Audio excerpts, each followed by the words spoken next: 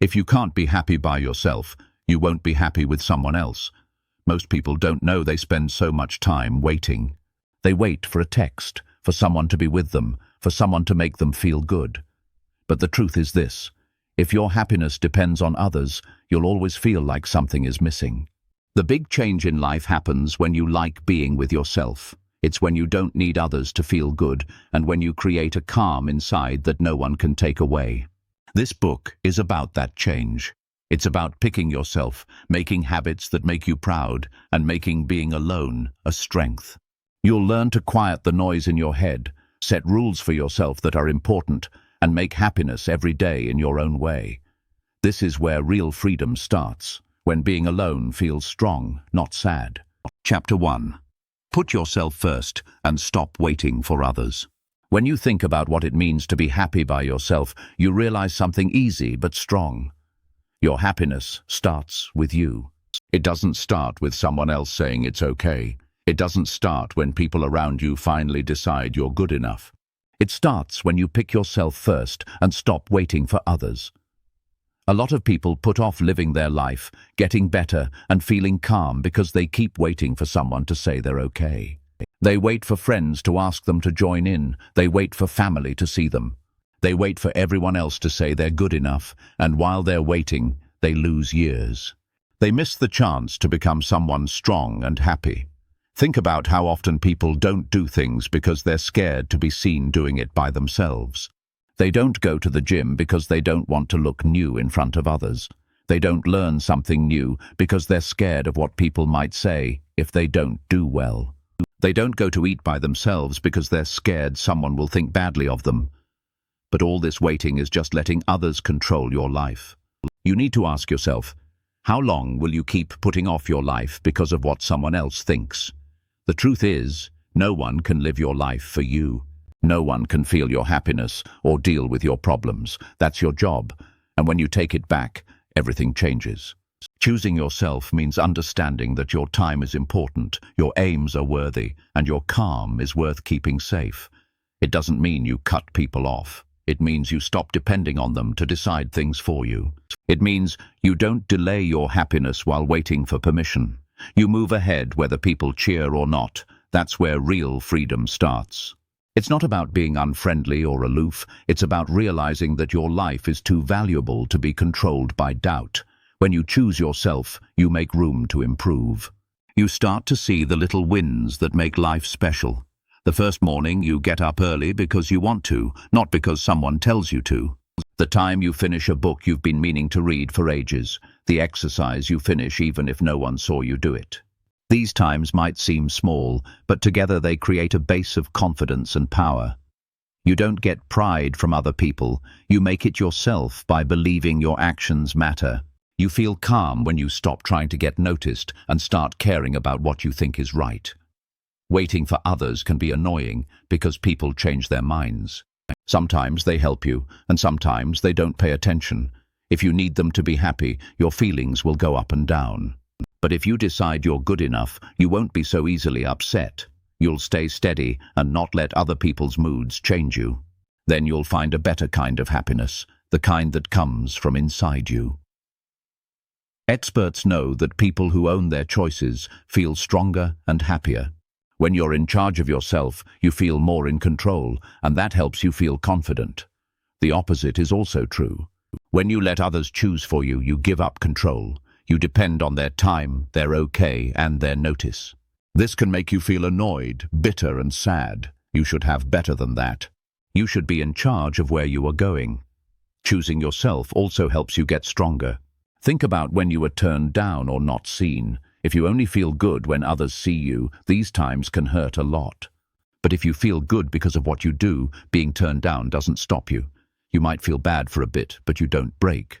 You keep going because you are stronger than what others think. You can't make everyone like you, but you can choose to keep trying for yourself. That's power. Another thing to know is that it's important to respect yourself. Each time you wait for others to say it's okay, you're really telling yourself that you're not good enough or ready to do it on your own. But when you take action, even in little ways, you're telling yourself something different. You're saying, I can do this, I am able. I am enough.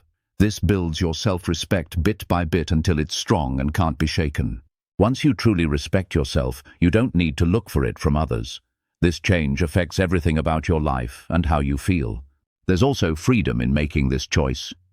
Many people are stuck in patterns where they only live to make others happy. They dress, talk, and act in ways they think will get them approval, but this has a price.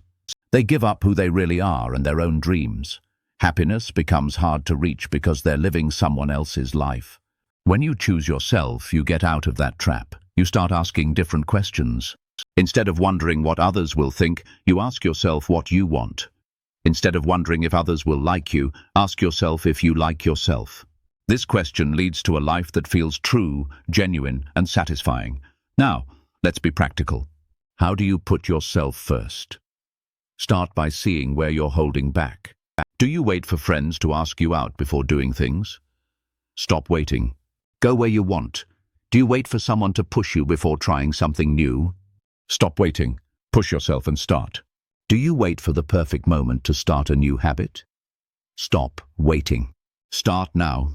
Even in a small way, you'll see you don't need much to start. You just need to decide to do it. Make simple habits that put you in control. Wake up when it helps you reach your goals, not when others expect you to. Choose what you eat and how you move based on what makes you feel strong and energetic, not what others think is cool. Spend time learning things that are important to you, even if others don't understand. These small choices show that your life is your own responsibility, and you won't waste it waiting for others. Choosing yourself is not selfish. It's a very kind thing to do. When you're happy and strong inside, you don't need others to make you feel good. You bring confidence, stability, and joy to your relationships. You have more to give because you're not empty. People like those who know themselves and respect themselves. By choosing yourself, you make your life and the lives of those around you better. Choosing yourself also changes how you handle being alone. Instead of being afraid of it, you see it as a chance to learn and grow. Being alone can help you think straight, recharge, plan things, and like being with yourself. When you stop depending on others, being alone doesn't feel bad anymore. It feels like you're free. You start to enjoy your own company, and you realize you don't always need something to keep you busy to feel complete. This choice builds up over time. Every time you do something for yourself, you become braver. Every time you pick peace over what others think, you become stronger. Every time you move ahead without waiting, you trust yourself more. This builds up, and you get happier. And this happiness stays with you even when people leave, when you're not getting attention, or when things are calm. It's steady because it comes from you. That's what it means to be happy alone. It doesn't mean you shut yourself off from the world, and it doesn't mean you don't like other people. It means you don't wait for someone else to make you happy. You make your own happiness by the choices you make. You learn to be strong on your own. You are proud and steady as you take charge of your growth, your rules, and your calm. You stop letting others control you, and you live like your life is important because it is. So if you want to be happy alone, start here. Choose yourself first and stop waiting for others. Decide that your time, your aims, and your joy are too precious to put off. Take one step today that shows you that you can move ahead by yourself. It might be small, but it will change everything. Happiness is not something you wait for. It is something you make when you choose to act. Chapter 2. Build self-respect by keeping promises to yourself. When you think about building a good life, there's one thing that's very important: self-respect. Without it, no win feels real, and no success feels safe. Self-respect comes from one easy but strong habit: keeping the promises you make to yourself. Many people are good at keeping promises to others, but they often break the promises they make to themselves. They go to work, help their friends, and do what they need to do because they don't want to let anyone else down. But when it comes to their own goals, health, or dreams, they make excuses. They say they will start tomorrow, try again later, or be consistent next week. They don't understand that every broken promise slowly hurts their trust in themselves. When you don't trust yourself, you can't respect yourself. Think about how good it feels when you do what you said you would. You say you will wake up early, and you do. You say you will exercise 3 times a week, and you do it. You say you will save some money, and you actually save it. These things might not seem like a big deal at the time, but they have a big impact. Each time you do what you said you would, you learn that what you say is important. You show yourself that you can count on yourself. That's how respect grows, not from others liking you, but from doing what you said you would do. Here's a simple truth. If you can trust yourself to do the small things you said you'd do, you will trust yourself with the big things too. People often wonder why they don't feel sure of themselves. They think being confident is about being good at something or being likable, but confidence comes from showing yourself every day that you can depend on yourself. It's knowing that when you say you will do something, you will really do it. That's what makes you brave enough to try harder things, because you know you won't give up on yourself. Now, it's important to know what promises are most important. Not the ones you make to look good to others, but the ones you quietly make to yourself at night when no one else is around.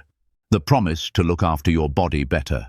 The promise to learn something new that you've been putting off. The promise to spend less time doing nothing and more time working on your future. These promises don't need other people to see them. They need you to be strong, dedicated, and to finish what you start. Most people break promises to themselves because they don't understand how much it will cost them. They think missing a workout, not reading as much as they planned, or wasting another day doesn't matter. But it does. It's like saying to yourself, my words don't mean anything. Over time, this makes you doubt yourself, feel annoyed, and even feel bad. But you start feeling like you're always late, never doing things regularly, and never really happy with yourself.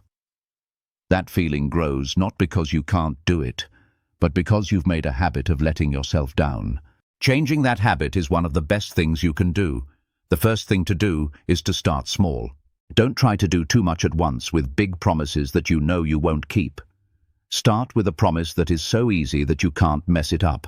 Drink the right amount of water every day. Read 10 pages of a book before you go to sleep. Stretch for 5 minutes when you wake up. Get up 10 minutes earlier than you usually do. When you keep small promises, you teach your mind to think you can do things.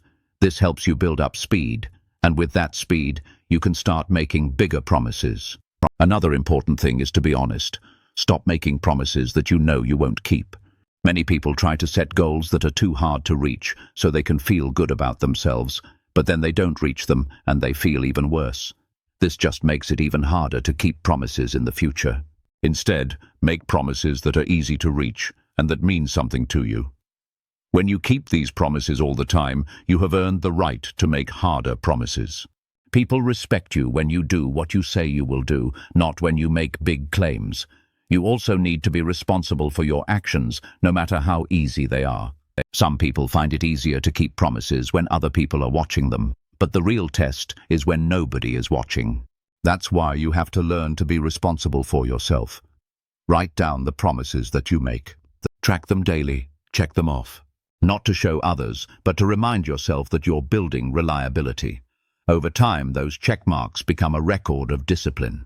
When you look back, you'll see proof that you've built trust with yourself. That proof fuels your self-respect. There will be days when you slip. That's part of being human. But what separates those who grow from those who stay stuck is how quickly they return to their promises. A broken day doesn't have to become a broken week. A missed task doesn't mean you give up entirely. Self-respect grows when you learn to recover quickly. Instead of drowning in guilt, you recommit. You tell yourself, I missed once, but I won't miss twice. That decision builds resilience, and resilience is at the core of respect. Another important part of keeping promises is understanding the emotional side. Every time you let yourself down, you don't just lose progress, you lose belief. And belief is fragile. It takes effort to rebuild. That's why you have to look after it by doing what you said you would. When you say you'll do something and you really do it, you feel a little bit proud. That little bit of pride makes you more sure of yourself, and being sure of yourself changes how you see life. It changes how you act, how you talk to people, and how you deal with hard things. You'll see that when you start doing what you promised, how you feel about yourself changes. You don't tell yourself off as much. You don't feel so bad about wasting time. Instead, you feel better, like you can do more and more steady. This change doesn't need other people to see it.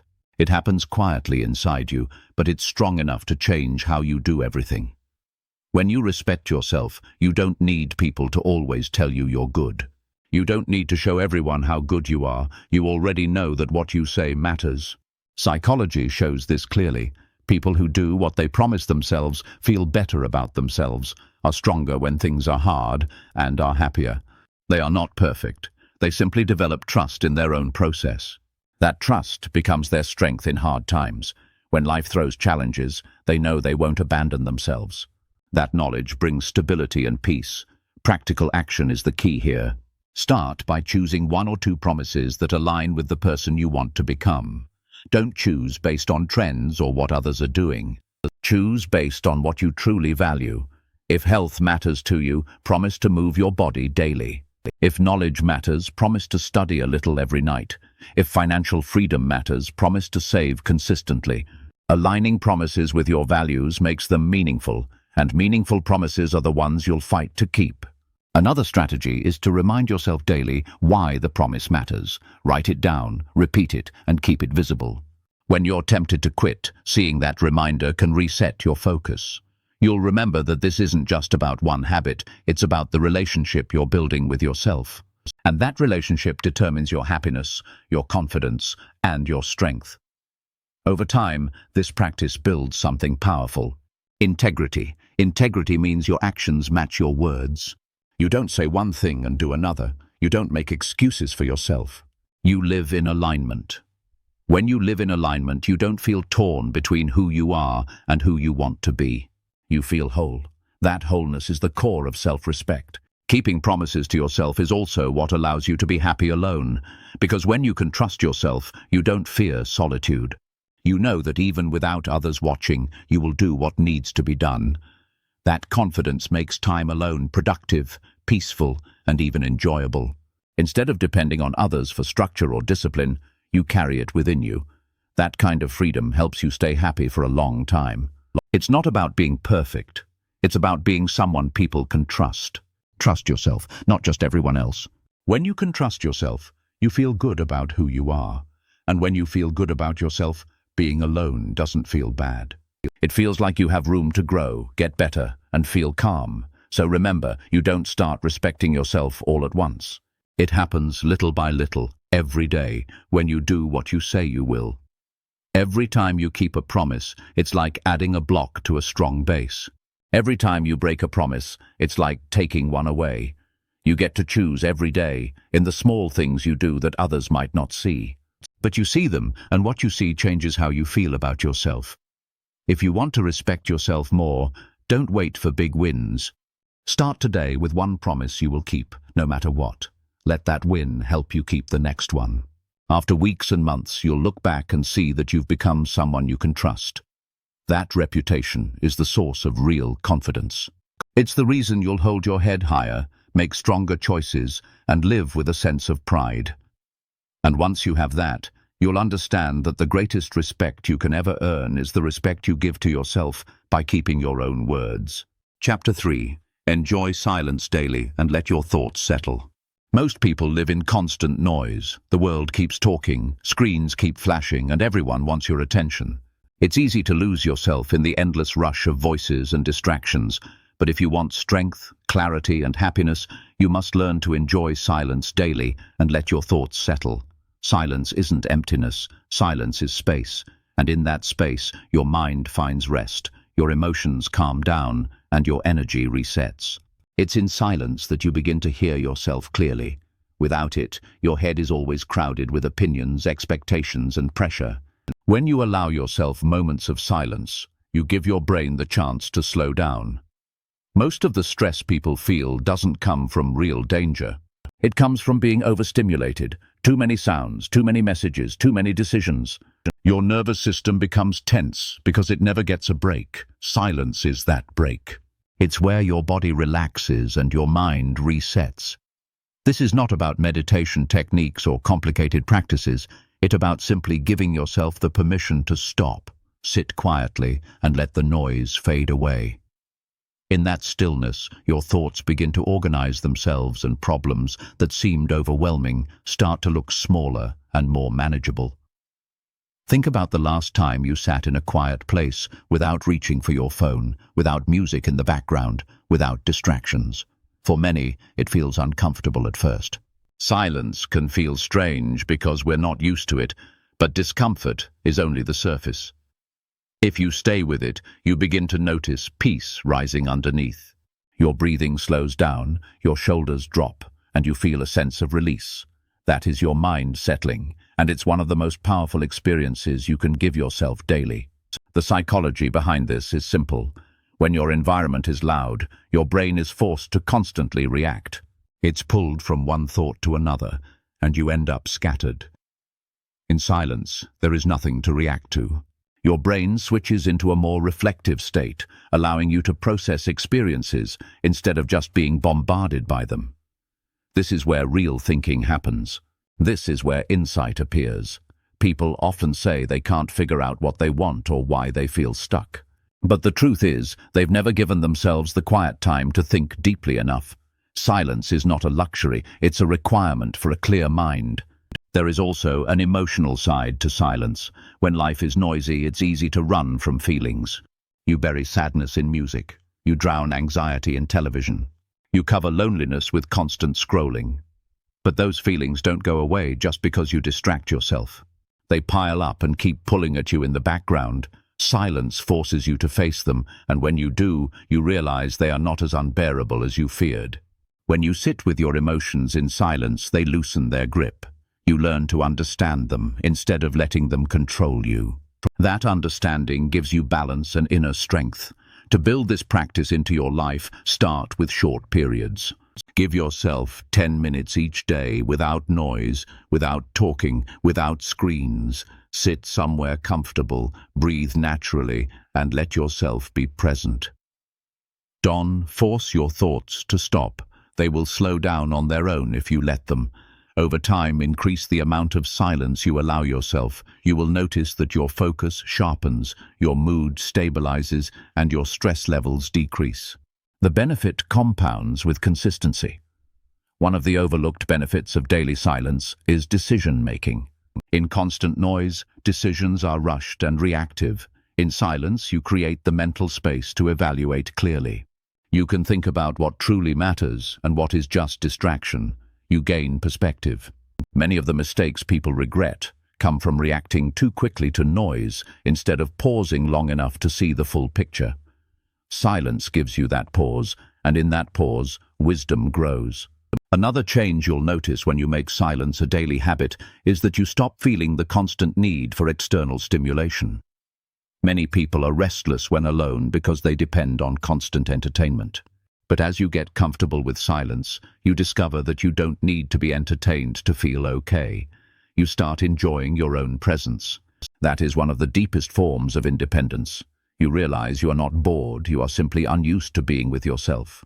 The more you practice, the more you find joy in the quiet. Silence also restores energy. When you are surrounded by noise all day, your mental battery drains quickly. Even if you don't notice it, your mind is working overtime to process every bit of information. Daily silence is like charging that battery. Just as your body needs sleep to function, your mind needs silence to recharge. Without it, you live tired, distracted, and scattered. With it, you feel sharper, calmer, and more alive. There's a simple exercise to try. Next time you feel overwhelmed, instead of pushing harder, take 5 minutes of silence. Step into another room, close your eyes, and just breathe. Don't reach for distractions. Don't analyze your problems. Just let your thoughts drift until they naturally slow down. Most people are shocked by how quickly their stress reduces. The silence doesn't solve the problem, but it gives you the calmness to approach it wisely. Another practice is using silence at the start and end of your day. Begin your mornings with quiet instead of immediately grabbing your phone. Let your mind wake up slowly without being flooded by notifications. At night, turn off all noise before bed and allow yourself to wind down in silence. These simple rituals shape the quality of your entire day. You'll sleep better, wake up clearer, and carry more peace with you. The more you value silence, the more sensitive you become to unnecessary noise. You begin to notice how draining it is to constantly fill every gap with chatter, music, or screens. You'll realize that silence isn't empty. It's full of clarity, energy, and perspective. And once you experience that regularly, you won't want to give it up. This practice also improves your relationships. When you get comfortable in silence, you stop needing others to constantly entertain or validate you. You stop being clingy or restless in their abs. You bring calmness into your interactions instead of pressure. You can listen better, speak with more thought, and connect in a deeper way because you are not running from your own inner noise. People respect and trust those who carry calmness. Silence gives you that strength. It's worth remembering that silence is not isolation. It's not about cutting yourself off from the world. It's about creating balance. You cannot stay in constant stimulation and expect to be healthy, nor can you live in total silence and expect to grow socially. The goal is not extreme. The goal is daily moments of stillness that allow your mind and heart to reset, so you can engage with the world from a place of strength. If you avoid silence, ask yourself why. Are you afraid of what you'll find in your own thoughts? Do you fear boredom? Do you feel uneasy when there is nothing to distract you? Those fears are signals that silence is exactly what you need. If you don't spend time alone and quiet, you'll always be trying to avoid something. But when you do, you'll see it's not as scary as you thought. You'll learn that you can control your thoughts and feelings, and that just being yourself is enough.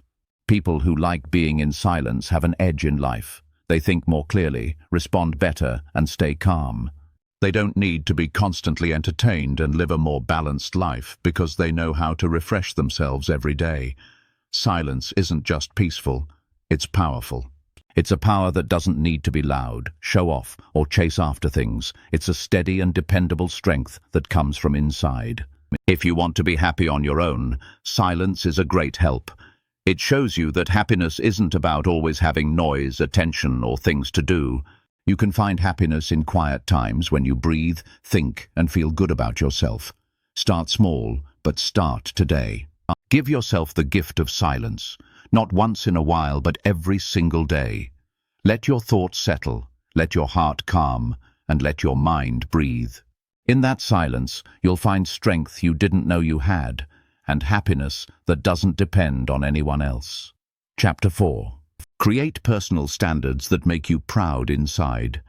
Every person has a private set of rules they live by, whether they are aware of it or not. These rules guide their decisions, shape their behavior, and influence how they see themselves. Some live with standards so low that they accept anything, and in doing so, they constantly feel disappointed. Others create standards so high they can never meet them, and they live in frustration. But the real path to happiness, especially when you want to feel strong on your own, is to create personal standards that make you proud inside. Standards are not about what others expect of you. They are about what you expect of yourself. And when your daily actions align with those expectations, you build a life that feels fulfilling. Most people struggle with happiness because they never define their own standards. They live reacting to the world. If someone treats them poorly, they accept it. If they waste their own time, they shrug it off. If they neglect their health, they pretend it doesn't matter. Over time, these small compromises build into a life where self-respect is missing. But the moment you set clear personal standards, you begin to send yourself a different message, that your life matters, and you refuse to live below what you know you deserve. Standards are not about perfection, they are about consistency. For example, a standard might be never speaking to yourself in a degrading way. Another might be always finishing what you start, no matter how small.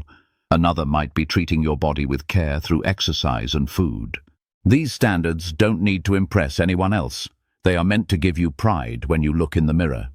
That pride is worth more than approval from others because it is solid and unshakable. Creating standards also protects you from drifting. Without them, you can be swayed by every influence, every opinion, and every passing temptation. But with standards, you anchor yourself. When someone pressures you to do something that goes against your values, your standards make the decision clear. When life gets chaotic, your standards guide your actions. This creates stability in a world that is often unstable, and stability is one of the deepest sources of happiness. There's a difference between goals and standards. Goals are things you want to achieve. Standards are the way you choose to live. Goals can be missed, delayed, or changed, but standards are non-negotiable. They are daily expectations you refuse to compromise on. For example, you might set a goal to lose weight, but your standard is that you will exercise 4 times a week, no matter what. The goal may take time, but the standard keeps you moving forward. That standard is what builds your character and keeps your self-respect alive. One of the most powerful things about standards is that they create identity. If your standard is honesty, you become the kind of person who doesn't lie. If your standard is punctuality, you become the person who always respects time. If your standard is discipline, you become the person who can be counted on to follow through. Over time, these standards shape how you see yourself.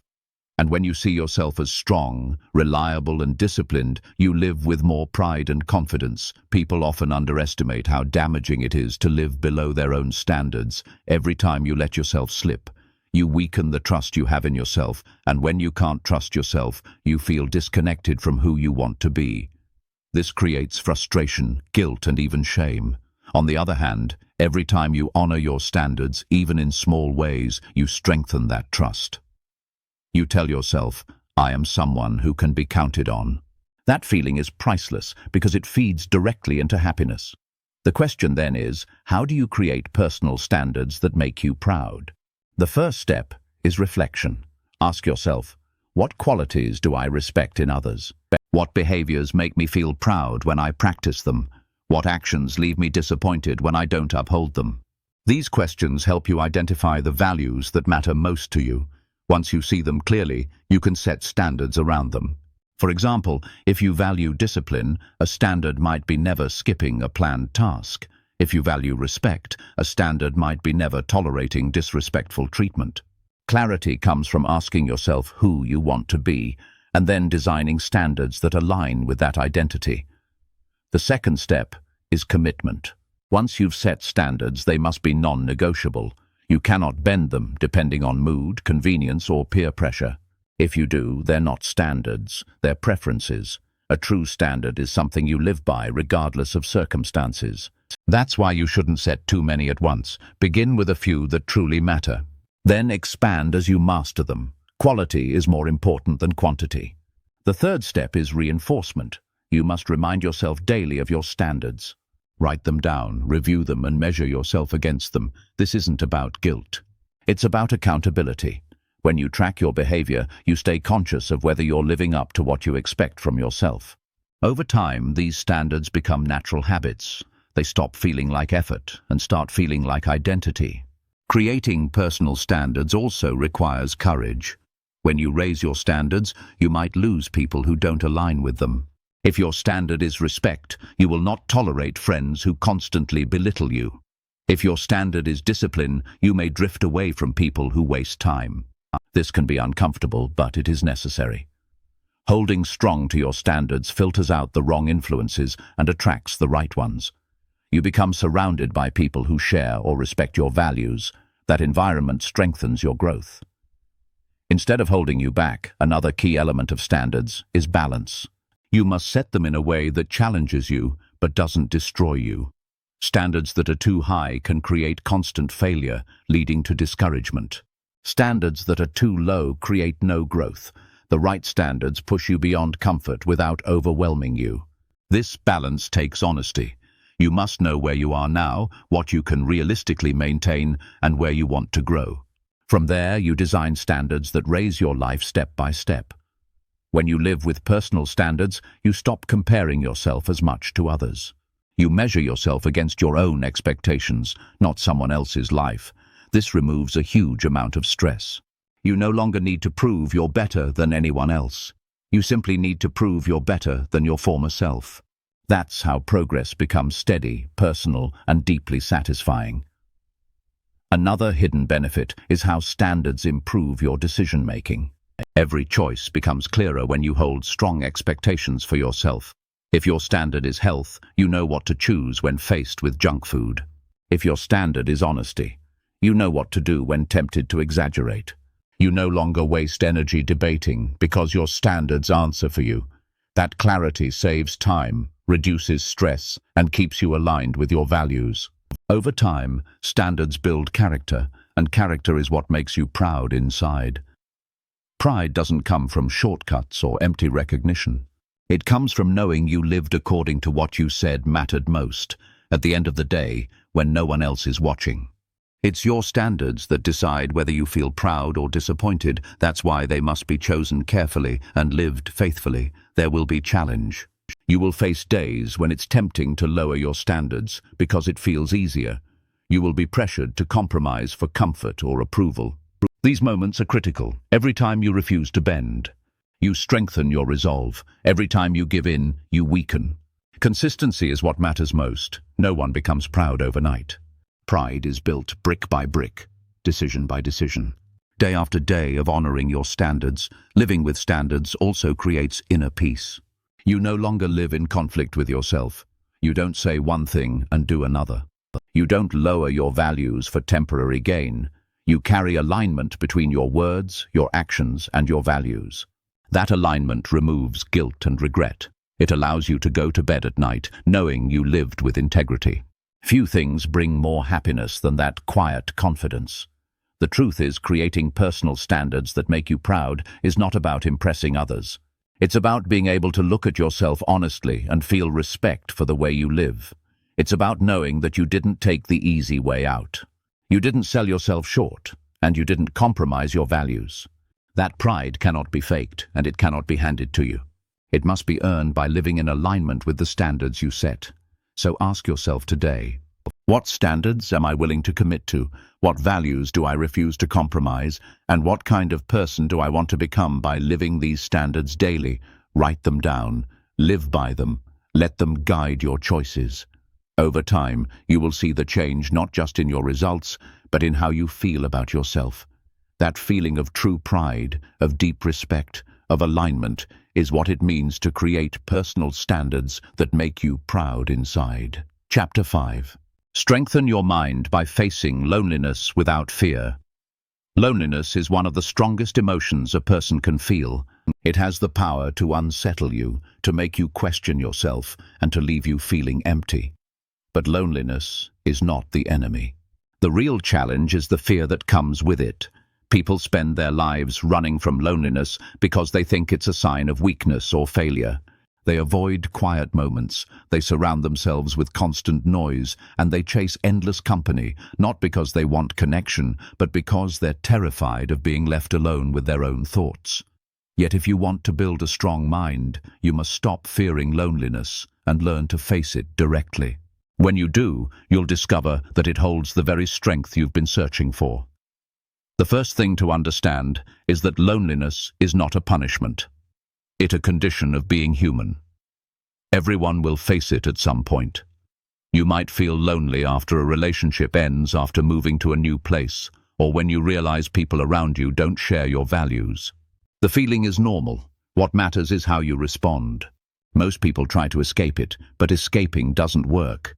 You can drown it in distractions, but it always returns. Strength is built by staying present with it until it no longer scares you. When you sit with loneliness instead of running from it, something shifts. At first, the silence feels heavy. Thoughts rush in. You're not good enough. You're forgotten. You don't matter. These are the voices that fear uses to trap you. But if you stay still and let the thoughts pass, you begin to notice that beneath the noise, you are still here. You're breathing, you're alive, you're capable. You begin to realize loneliness is not proof that you're broken. It's simply a moment when you're not surrounded by others. That realization weakens the fear and strengthens your mind. Psychology shows us that people who can tolerate solitude have greater resilience. They don't panic when left alone. They don't depend on constant validation. Instead, they use alone time to think clearly, to reset, and to grow. That resilience is a kind of armor. It means that no matter who stays or who leaves, you remain steady. That steadiness is where real confidence begins. Without it, you'll always cling to others for security, and that dependency keeps you fragile. One of the most powerful practices is to gradually increase your comfort with being alone. Start with short periods where you choose solitude on purpose. Go for a walk without music or your phone. Sit in your room without turning on the television. Have a meal alone without rushing through it. These experiences teach your mind that being alone does not equal danger. They break the association between solitude and fear. Over time, your brain begins to see it as normal, even valuable.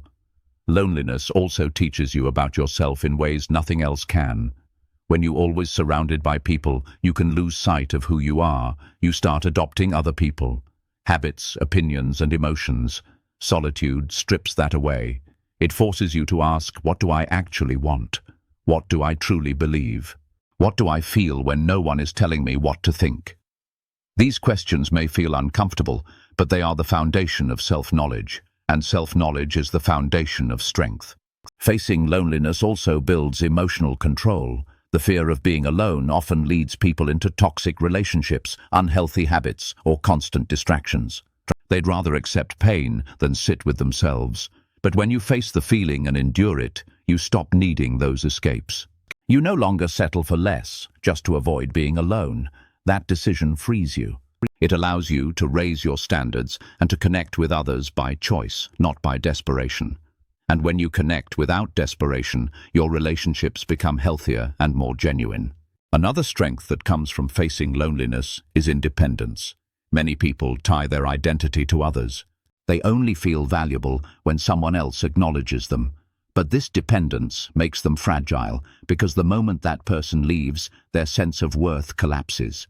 When you learn to be okay alone, you break that chain. You prove to yourself that your worth does not depend on anyone else being present. You carry it within you, that independence is not coldness, it's freedom. It allows you to engage with people out of love, not fear. The mind also becomes sharper in solitude. In constant company, thoughts get scattered. In loneliness, your attention turns inward. You see your patterns, your strength, and your weaknesses with greater clarity. You realize where you've been avoiding growth. You notice habits that don't serve you. This awareness is not always comfortable, but it's necessary. Strength is not built in comfort, it's built when you face truth without running away. Loneliness gives you the silence needed for that truth to surface. To face loneliness without fear, you must also shift your perspective. Instead of telling yourself, I alone, because no one wants me, begin to tell yourself, I alone, because I need this time to grow. The words you use shape how you experience solitude. If you label it as rejection, it feels painful. If you label it as training, it feels purposeful. This shift turns loneliness into an opportunity instead of a threat. And opportunities are where strength is created. Practical steps can make this easier. Keep a journal during times of solitude. Write down the thoughts and feelings that surface. Don't judge them, just record them. Over time, you'll notice patterns. You'll see the same doubts repeat, and you'll learn to challenge them. Writing also gives your emotions a safe place to land instead of swirling endlessly in your head. This practice helps you process feelings and reduces the fear that comes with them. Another step is to use solitude to invest in yourself. When you're alone, you have uninterrupted time to build skills, to study, to work on your health, to create instead of viewing loneliness as emptiness. Treat it as space to fill with growth. Every hour spent improving yourself makes the fear of loneliness weaker, because you begin to see it not as wasted time, but as a gift. A gift that allows you to build the life you want without distraction. It's also important to remind yourself that being alone does not mean being disconnected. You can choose to reach out when you want, but you're not forced to depend on constant interaction. The difference between needing and choosing is everything. When you need constant presence, you are a prisoner of fear. When you choose presence, you are free. Facing loneliness trains you to move from need to choice. Over time, something remarkable happens. The moments that once felt heavy with loneliness begin to feel lighter. Instead of dreading them, you begin to look forward to them. You realize that solitude brings peace, focus, and renewal. You stop fearing the absence of people and start appreciating the presence of yourself. That shift is powerful because it means you've strengthened your mind. Strengthening your mind this way does not make you hard or unfeeling. It makes you balanced. You can enjoy the company of others fully because you no longer cling to it differently, desperately. You can face time alone calmly because you no longer fear it. This balance makes you resilient. Life will bring times when people are unavailable, when friends are distant, when relationships change. If you fear loneliness, those moments will crush you. If you've trained your mind to face them, those moments will strengthen you even further. Happiness alone is possible only when loneliness loses its power over you, and loneliness loses its power the moment you stop running from it. By sitting with it, by feeling it fully, by learning from it, you take away its control. What's left is a stronger mind, a deeper confidence, and a sense of independence that no one can take from you. The truth is, facing loneliness is not easy. It will challenge you. It will bring up emotions you've been avoiding. But that difficulty is exactly why it makes you strong. Every time you sit with it without fear, you grow. Every time you endure it without running, you prove to yourself that you can handle more than you thought. And every time you emerge from it with clarity, you add another layer of strength to your mind. So don't hide from loneliness. Don't drown it in distraction. Don't fear it as if it means something is wrong with you. Face it, use it, let it shape you. In that process, you'll build a mind that can handle solitude, uncertainty, and change with courage. That kind of mind will not only help you be happy alone, it will help you thrive in every part of life. Chapter 6. Feel happy by finishing one meaningful task daily. Happiness is often seen as something far away, something that will come after big achievements or once life becomes perfect. But happiness does not wait at the finish line of some distant goal. Happiness can be created every single day when you learn to complete just one meaningful task that matters to you. The human mind is wired to feel satisfaction when it finishes something important. That sense of progress, even in the smallest measure, builds pride, stability, and momentum. Without it, days blur together and you start to feel like nothing you do matters. But the truth is, each day can hold joy if you train yourself to focus on finishing one meaningful task daily. The key word here is meaningful. It's not about checking off endless minor chores or filling your hours with busyness. Anyone can stay busy all day and still feel empty. Real happiness happens when you find one thing to do that fits what you believe in, helps you grow, or builds your future, and you get it done. Finishing that one thing makes your day important. It turns it from just another day into one that meant something. Doing this over and over makes a life full of success and joy, not feeling bad and wishing you had done things differently. Why is this so helpful? Because your brain likes to see progress. When you don't finish things, your mind gets messy. It keeps telling you about what you didn't do, and this makes you feel guilty and stressed. But when you finish something important, you tell yourself that you can trust your own work. That simple thing makes your brain feel good. It releases dopamine, and you feel happy. This is the same system that makes people want to do things. Instead of letting it be used by things that distract you and give you quick pleasure, you use it for work that matters. The problem many people have is they try to do too much at the same time. They make long lists of things to do, and when they can't do them all, they feel like they failed. This makes them not want to do anything. The way to fix this is to make things simpler. Pick one important thing to do each day. It could be writing a little bit for a project, working out to stay healthy, having a real talk you've been avoiding, or learning something new. Whatever it is, it needs to be important to you. If you finish that one thing, the day is already good. Anything else you do is extra. Think about how many people end their days upset, looking at their phones and wondering where the day went. They often feel upset because they never let themselves feel like they did something good. They might have been busy, but they didn't finish anything that made them feel good. If you learn to always finish one important thing, you never end the day feeling like you did nothing. You feel calm and sure because you know you did something that mattered. That feeling of sureness is what makes you happy. This also helps you focus. Now, it's easy to get distracted. Every alert, every fun thing, every request pulls you another way. If you don't pick one important thing to do on purpose, the day will disappear in bits and pieces. But when you know what it is at the start of the day, you have a clear goal. That goal guides your energy. Even if other things happen, you know what you must finish. This focus makes you feel less stressed and helps you get more done. Finishing one important thing each day also makes you more disciplined. Discipline isn't built by working hard sometimes, it's built by doing things regularly. When you teach yourself to finish something important every day, even if it's small, you're making a habit in your mind of getting things done. This habit grows into other parts of your life. You start to keep more promises, finish what you start, and believe what you say you'll do. This makes a pattern of respecting yourself that gets stronger every time you finish something.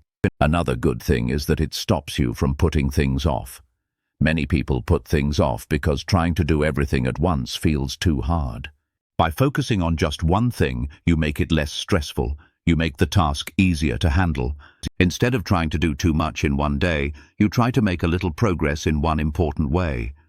When you do well, you build up speed. That speed helps you the next day, making it easier to keep going. As time passes, putting things off becomes less powerful. There's also a feeling in your mind about who you are.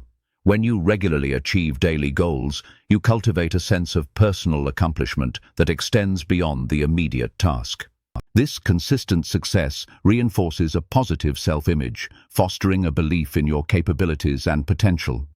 You begin to see yourself as someone who is reliable, competent, and capable of achieving desired outcomes. This internal shift in perception is powerful as it shapes your behavior and influences your future actions. You are more likely to take on challenges, persist through difficulties, and strive for excellence when you have a strong belief in your ability to succeed. In addition to the psychological benefits, completing a daily important task also enhances your problem-solving skills. When faced with a complex project, breaking it down into smaller, manageable steps makes the overall goal less daunting. By focusing on completing one step at a time, you develop a systematic approach to problem-solving. You learn to identify the essential components of a task, prioritize your efforts, and allocate your resources effectively. When you often reach your goals each day, you grow a feeling of doing well that goes past just that task. This steady success makes you see yourself in a good way, helping you believe in what you can do. You start to think of yourself as someone who can be trusted, who knows what they're doing, and who can reach their goals. This change in how you see yourself is strong because it changes how you act and affects what you do later. You're more likely to take on hard things, keep going when things are tough, and try to be the best when you really believe you can do well. Besides the good feelings, finishing an important task each day also makes you better at solving problems. When you have a hard project, breaking it into smaller, easier steps makes the whole goal seem less scary. By focusing on finishing one step at a time, you learn how to solve problems in a careful way. You learn to find the most important parts of a task, put your effort where it matters most, and use what you have in a good way. Moreover, the habit of completing a daily important task fosters resilience and adaptability. Life is full of unexpected challenges and setbacks. When you have a consistent track record of completing tasks, you develop the confidence to overcome obstacles and adapt to changing circumstances. You learn to view setbacks as temporary rather than permanent, and you maintain a positive outlook even when faced with adversity. This resilience is invaluable in navigating the complexities of life and achieving long-term success. Furthermore, the practice of completing a daily important task can have a ripple effect on your relationships. When you are reliable and follow through on your commitments, you build trust with others. People are more likely to respect you, value your opinions, and support your goals when they know that you are someone who keeps your word. This can lead to stronger, more fulfilling relationships, both personally and professionally. In a world that is increasingly fast-paced and demanding, the ability to focus and complete a daily important task is a valuable asset. Also, the habit of finishing an important task each day helps you become strong and able to change. Life has many surprises and letdowns. When you often finish tasks, you learn to believe you can beat problems and change with new situations. You learn to see letdowns as short-term, not forever, and you stay positive even when things are hard. This strength is very helpful in dealing with life's problems and reaching success in the long run. Also, finishing an important task each day can spread to your relationships. When you're someone people can trust and you do what you say, you build trust with others. People will likely respect you more, care about what you think, and help you with your goals when they know you're someone who keeps their promises. This can make your relationship stronger and more satisfying, both in your personal life and at work. In a world that's getting faster and more demanding, being able to focus and finish an important task each day is very helpful. It allows you to make progress even when you are feeling overwhelmed or distracted. It helps you to stay grounded and focused on what matters most. In conclusion, the habit of completing a daily important task is a powerful tool for personal and professional growth. It fosters self-respect, breaks procrastination, enhances problem-solving skills, builds resilience, strengthens relationships, and promotes focus in a demanding world. By incorporating this practice into your daily routine, you can unlock your full potential and achieve remarkable results. One of the most significant benefits of establishing a routine for completing important tasks is the cultivation of discipline. Discipline is often viewed as a restrictive or burdensome concept, but in reality, it is the foundation for achieving freedom and success. When you have the discipline to consistently complete tasks, you gain control over your time, your energy, and your outcomes. You are no longer at the mercy of your impulses or emotions. It lets you move forward even when you feel stressed or pulled in different directions. It helps you stay steady and focus on what's most important. To sum it up, the habit of finishing an important task each day is a great way to grow as a person and in your job. It builds self-respect, stops you from putting things off, makes you better at solving problems, helps you become strong, strengthens relationships, and helps you focus in a busy world.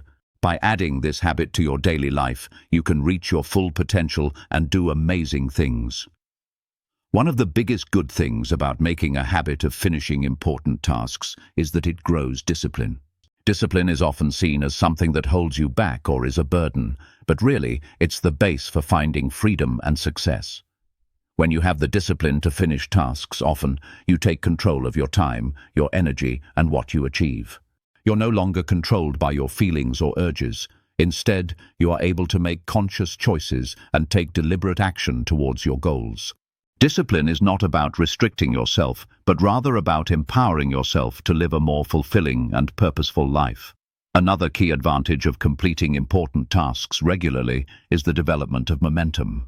Momentum is the force that keeps you moving forward, even when you encounter obstacles or setbacks. When you consistently complete tasks, you build a sense of accomplishment and create a positive feedback loop. This positive energy fuels your motivation and makes it easier to tackle future challenges. Momentum is like a snowball rolling downhill. It starts small but grows larger and faster over time. By consistently completing important tasks, you create a powerful force that propels you towards your goals. In addition to momentum, the habit of completing important tasks also fosters a sense of clarity and focus. Instead, you can make smart choices and take action towards what you want. Discipline isn't about holding yourself back, but about giving yourself the power to live a more satisfying life. Another big plus of finishing important tasks often is that it builds speed. Speed is what keeps you going, even when you face problems. When you often finish tasks, you feel like you've done something good and make a positive pattern. This good energy boosts your drive and makes it easier to handle problems later. Speed is like a snowball rolling down a hill. It starts small but gets bigger and faster over time. By often finishing important tasks, you make a strong force that pushes you towards your goals. Besides speed, the habit of finishing important tasks also helps you feel clear and focused. When you have a clear understanding of your priorities and a plan for achieving them, you are less likely to get distracted or overwhelmed. You can focus your attention on the tasks that truly matter and avoid wasting time on activities that do not contribute to your goals. This clarity of purpose allows you to work more efficiently and effectively, maximizing your productivity and achieving better results. Furthermore, the habit of completing important tasks regularly enhances your self-confidence and self-esteem. When you consistently achieve your goals, you develop a strong belief in your abilities and potential. You are more likely to take on new challenges, pursue your dreams, and believe in your capacity to succeed. This self-confidence is contagious, inspiring others to believe in you and support your endeavors. When you clearly know what's important and have a plan to reach it, you're less likely to get sidetracked. You can focus on the tasks that really matter and not waste time on things that don't help you reach your goals.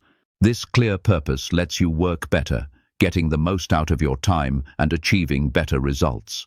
Also, the habit of finishing important tasks often boosts your confidence. When you often reach your goals, you grow a strong belief in what you can do. You're more likely to take on new challenges, follow your dreams, and believe you can do well. This confidence spreads, inspiring others to believe in you and help you. Moreover, the practice of completing a daily important task can lead to increased creativity and innovation. When you are focused and productive, you are more likely to generate new ideas and solutions to problems. Each time you do something important, you prove to yourself that you're someone who gets things done. But if you put off or give up on important things, you prove to yourself that you're not dependable. Who you are is built by what you do over and over, not just by what you plan to do. That's why doing one important thing each day is so helpful. It not only gets you results, but it also changes how you think about yourself. And when you see yourself as someone who can do things and is steady, you become happier. To make this work, start each morning by asking yourself, what one thing, if I finish it today, would make me feel good tonight? Don't pick something because others want you to. Pick something that will help you move forward in your life. Some days it will be easy, other days it might be hard. It's not about how big the task is, but how important it is to you. Then promise yourself to finish it before the day is over. You'll be surprised at how much calmer and happier you feel when it's done. It's also key to enjoy finishing things. Often people hurry past what they've done without noticing it. Stop and see how it feels to be done. Let yourself feel good about it. Feel happy and pleased. This makes you want to do it again. You don't need big parties, just a quick thought that you did it and kept your word. Doing things regularly is more important than doing them perfectly. There will be days when you lose focus, when life gets in the way, or when you don't quite make it. What's important is that you go back to the habit the next day. Don't let one thing you missed turn into weeks of not doing anything. One of the best things you can learn is to get back on track fast. Being strong isn't about never falling, it's about always getting back up. If you remember this, you'll keep finishing one important thing each day. Over time, this will have a big effect. When you do one important thing each day, your goals start to add up.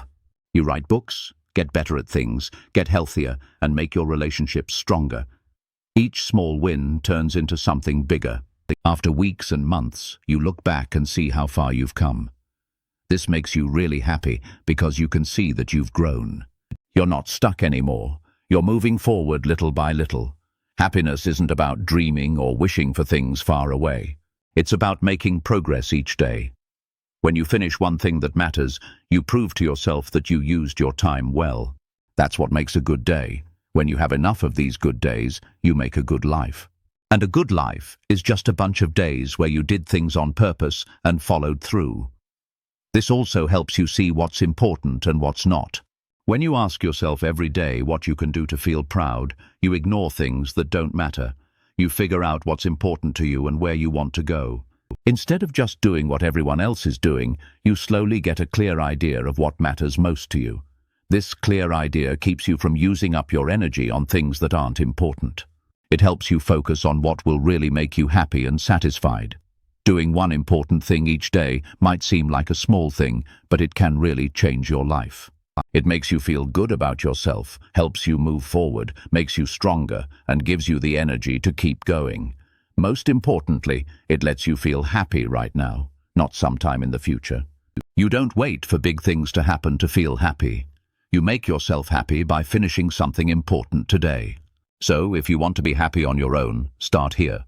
Stop trying to do too much with long lists and things you can't possibly do. Pick one important thing to do each day, finish it, and let yourself feel good about it. Let that habit change your days, your weeks, your months. After a while, you'll see how much it changes your life. You'll see that being happy isn't hard. It's about doing things that are important to you every day. Chapter 7. Don't look at other people's lives and believe in yourself. One of the main reasons people can't be happy on their own is that they spend too much time comparing their lives to others. They see what others have, how much they've done, or how fast they're going, and they think they're not doing enough. Comparing yourself to others takes away your peace because it makes you focus on them instead of yourself. The truth is, there will always be someone better than you and someone worse. If you need to be better than others to be happy, you'll never feel secure. If you stop looking at others and start believing in yourself, you'll feel free, sure, and happy. Comparing yourself to others comes from feeling unsure. If you don't feel good about yourself, you look around to see if you're doing okay. But the world always shows you things that make you doubt yourself. Someone younger might seem more successful. Someone older might seem smarter. Someone you know might seem to have more friends, money, or fame. The problem is, you don't usually see the whole picture. You're comparing your hard times to someone else's best moments. That's not fair, and you'll always feel like you're losing. Believing in yourself means knowing that your life, your experiences, and how you grow are all your own. No one else has lived your exact life, so no one else can be the way you judge yourself. When you stop comparing, you get your energy back. Think about how much energy we lose when we look at other people's lives online, feel bad about ourselves, or start to doubt our abilities. We could use that energy to get better at things, take care of our bodies, or work toward what we want. Instead of helping us grow, it gets used up by comparing ourselves to others. This is why many people feel like they're not going anywhere. They spend more time watching others than doing things themselves. To make progress, you need to focus on your own journey. Ask yourself every day, am I better than I was yesterday? Am I getting closer to the life I want? That's the only thing that matters. Believing in your own path takes time. The world tells you to want things fast. Everyone wants results right away, but real progress doesn't happen like that. Some people do well early in life, others much later. Some find what they love when they're young, others when they're older. None of these times are wrong, they're just different. If you compare yourself, you'll always feel like you're falling behind. If you believe in yourself, you'll see that where you are now is getting you ready for what's coming. What you're going through, even the tough stuff, is making you into the person who can handle what's ahead. Believing means knowing that your chance will come if you keep going. It's also key to know that comparing yourself to others changes what you care about. When you look at what others are doing, you start to want what they have, even if it's not really important to you. You see someone always traveling, and you start to feel like your simple life isn't good enough. You see someone with a big house, and you start to think your own dreams are too small. But these are not real. The only way to feel happy is to go after what matches what you believe in. If family, calm, or making things matter most to you, trying to get rich or famous just because someone else has it, won't ever make you happy. Believing in yourself means listening to your heart, not trying to copy someone else's dream. A very helpful way to stop comparing yourself to others is to be thankful. When you start feeling jealous of someone else's life, pause and think about what you have. Ask yourself, what good things do I have in my life right now? It could be your health, chances to do things, good friends or family, or just the ability to learn and get better. Being thankful doesn't mean you don't want to achieve things. It just means you understand that your life is already good. This understanding changes how you see things. Instead of feeling like you don't have enough, you start to feel thankful for what you have. When you feel thankful, you feel more energetic and positive. Another way to stop comparing yourself is to decide what success means to you. If you don't choose your own goals, you'll always be trying to reach other people's goals. For some people, success might be a good job that pays well. For others, it might be having free time. For others, it could be raising a family. You need to decide what success means to you, and then only compare yourself to that. If you don't have clear rules for yourself, you'll always feel lost. But if you do, you can build a life that feels real and true to you. To trust others, you also need to trust yourself. When you compare yourself to others, it's like saying you don't think your own journey is good enough, but trust in yourself grows when you take action. Every step you take toward what you want, every promise you keep, and every problem you solve makes you more confident that you can do things. Over time, this trust gets stronger, and comparing yourself to others doesn't matter as much. You don't need others to tell you you're good enough because you know it yourself.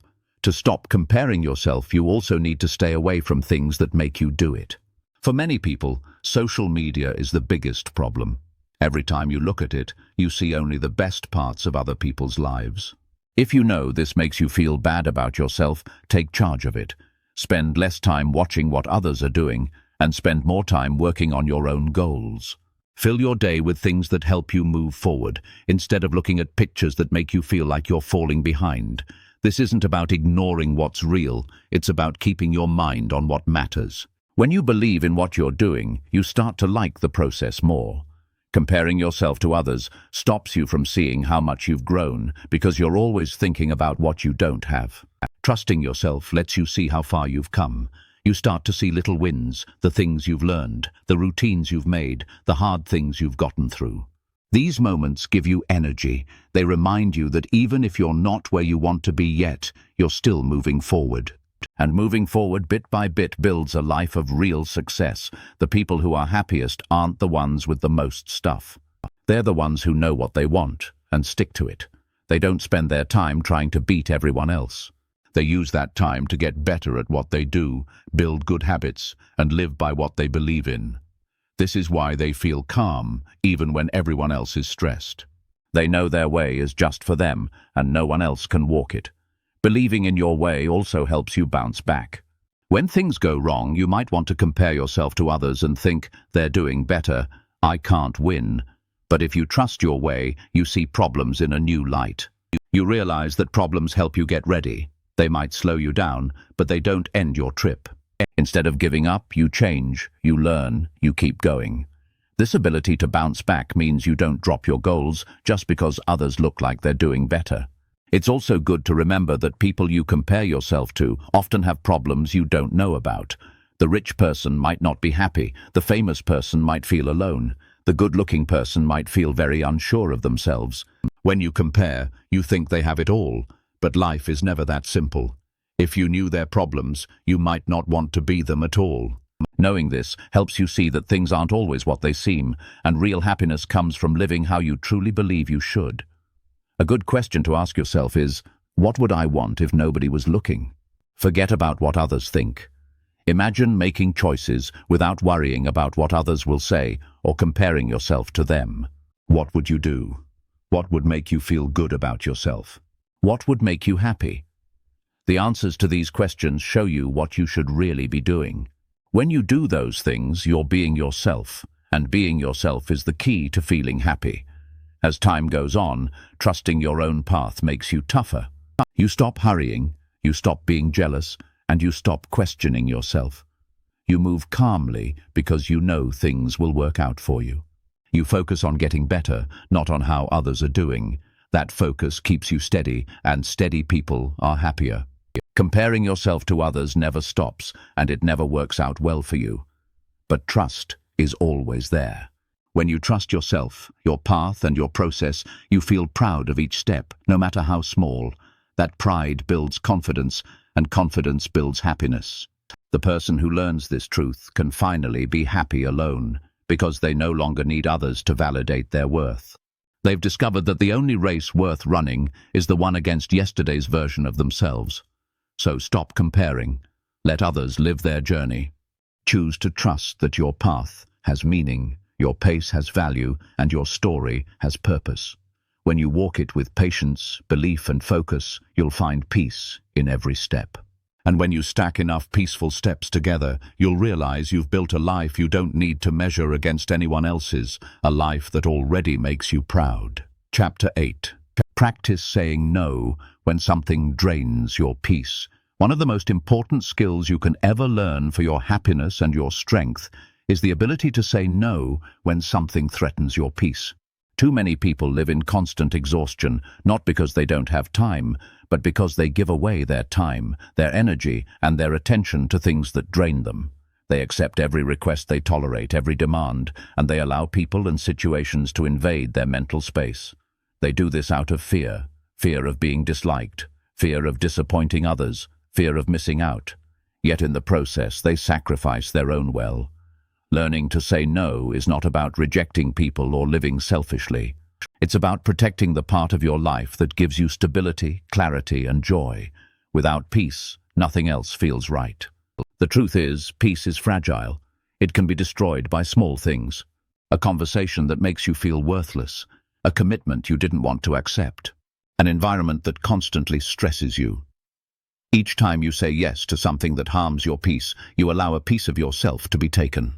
It might not feel like much in the moment, but over time it adds up. You end up resentful, tired, and unhappy. All because you lack the courage to say one simple word, no. There's a deep psychological reason for this. Human beings are wired to seek belonging. We fear rejection because in our past, survival depended on being part of a group. That fear still exists, and it drives us to say yes when we want to say no. But survival today is not about pleasing everyone around you. Survival today is about building a strong, stable mind, and you cannot build that if you are always handing over your energy to everyone who asks. Every time you say no to something that drains you, you say yes to something else that matters. You say yes to rest, yes to your health, yes to your goals, yes to your happiness. The problem is, many people only see the rejection side of no. They forget that no is also an act of commitment to yourself. If you want to be proud of your life, you must make that commitment. You cannot keep sacrificing your peace for the sake of pleasing people who may not even value your effort. Saying no also builds self-respect. Every time you let yourself be pushed into something you don't want, you weaken your trust in yourself. You teach yourself that your feelings don't matter. On the other hand, when you stand firm and protect your boundaries, you build confidence. You remind yourself that your needs are valid and your voice is worth using. Over time, this changes how you see yourself. You stop being the person who is easily controlled and start becoming the person who lives with dignity and strength. It is also important to understand that not everything deserves your yes. Some opportunities may look attractive but come with hidden costs. Some people may ask for help, but their demands become endless. Some activities may provide short-term excitement, but leave you drained afterward. By practicing no, you filter your life. You allow in only what contributes to your growth and peace. This filtering process is what creates balance. Without it, your life becomes cluttered with obligations that don't serve you. One reason people struggle to say no is guilt. They believe they owe everyone their time. But ask yourself honestly, how often do those same people respect your time in return? How often do they consider your needs? Guilt is a weapon your mind uses against you, but guilt fades when you realize that your peace is not optional, it's essential. Without it, you cannot be your best for yourself or for others. Protecting your peace benefits not only you, but everyone around you. Practical action is required here. Start small. When you feel forced to do something you don't want to, stop and think before you answer. Take a moment to breathe and ask yourself, will this make my life better, or will it make me tired?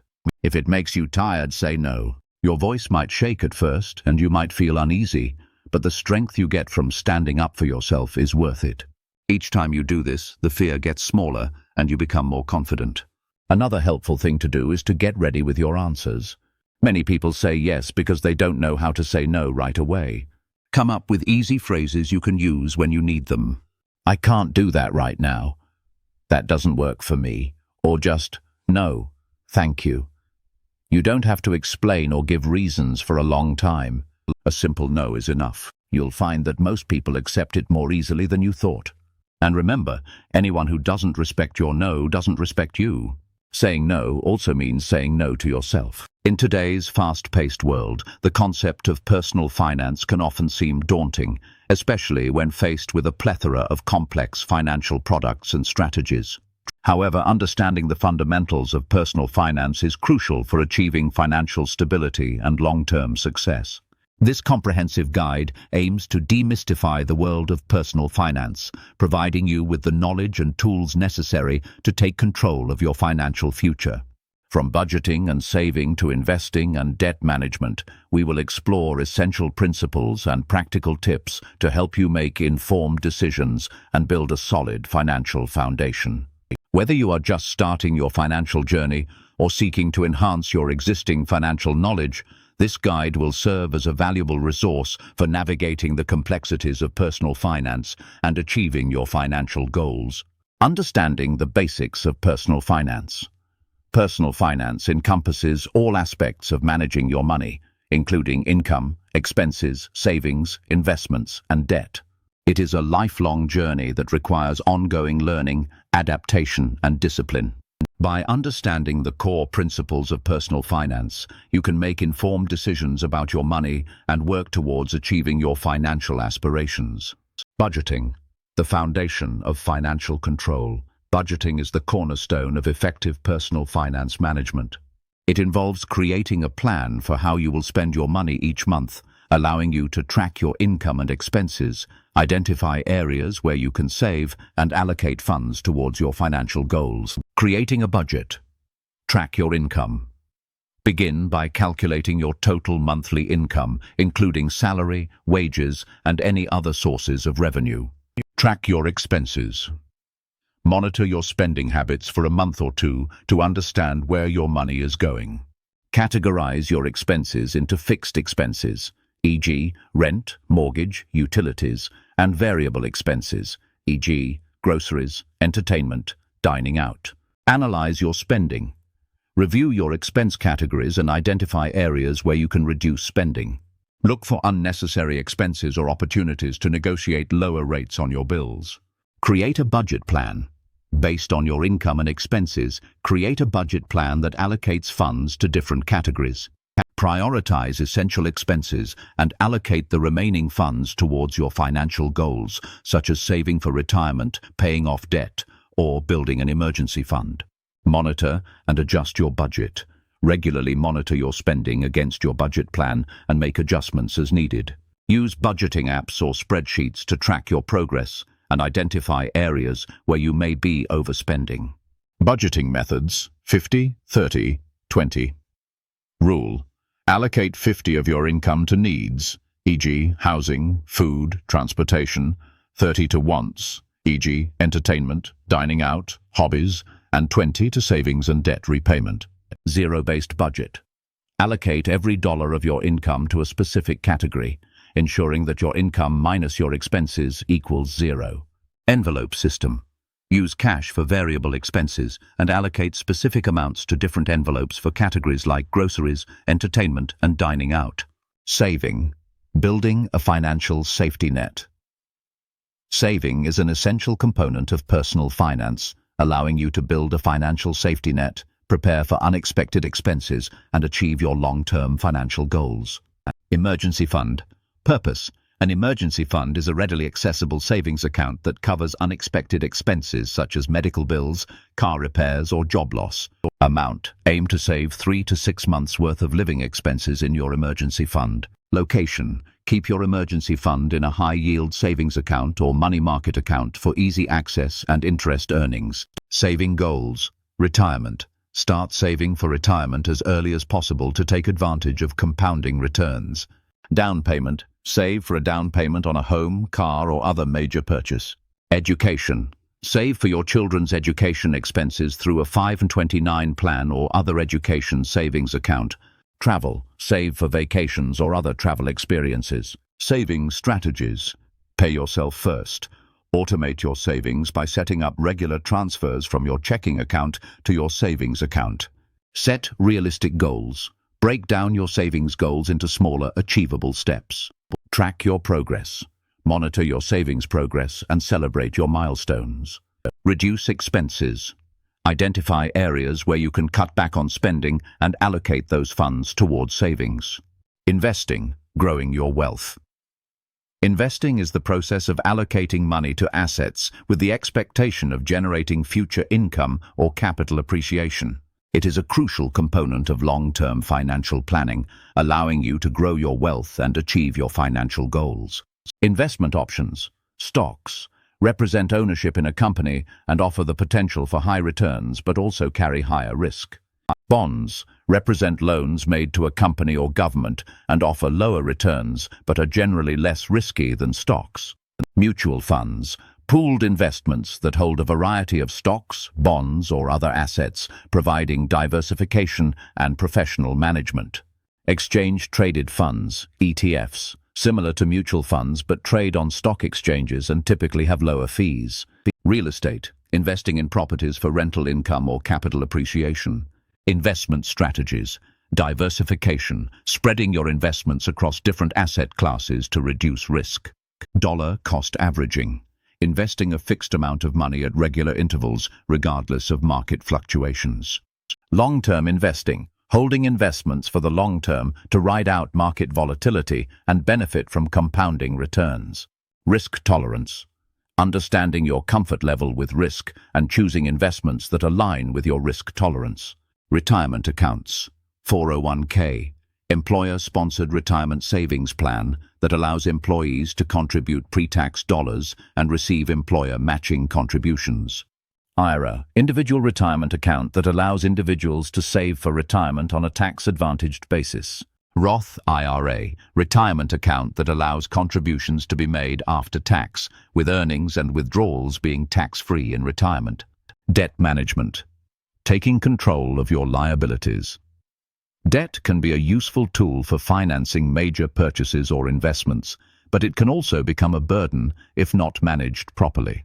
Effective debt management is crucial for maintaining financial stability and achieving your financial goals. Types of debt. Credit card. Debt. High-interest debt that can quickly accumulate if not paid off regularly. Student loan debt. Debt incurred to finance education expenses. Mortgage debt. Debt incurred to finance the purchase of a home.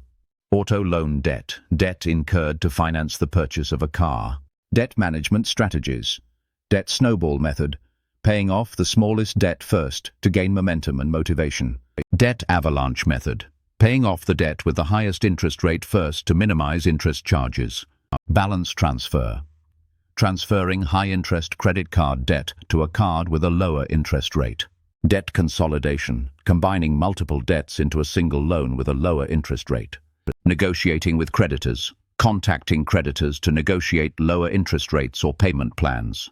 Avoiding debt. Live below your means, spend less than you earn, and avoid unnecessary debt.